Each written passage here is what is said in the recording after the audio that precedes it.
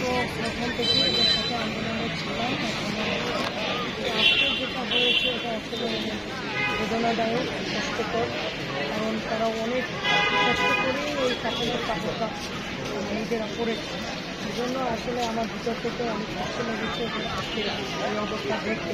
কিন্তু আমাদের নিজের মানুষ যারা এই কোম্পানির মালিক তারা এই দিচ্ছে।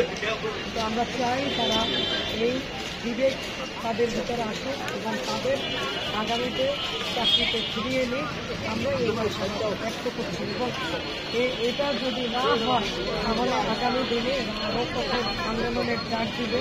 এবং এরা আজকে তো আপনারা দেখছেন মৃত্যু এদের কাছে এখন কিছুই না, কারণ পেটে ভাত না থাকলে পরিবার পরিজন নিয়ে তারা সহ জীবন যাপন করতেছে।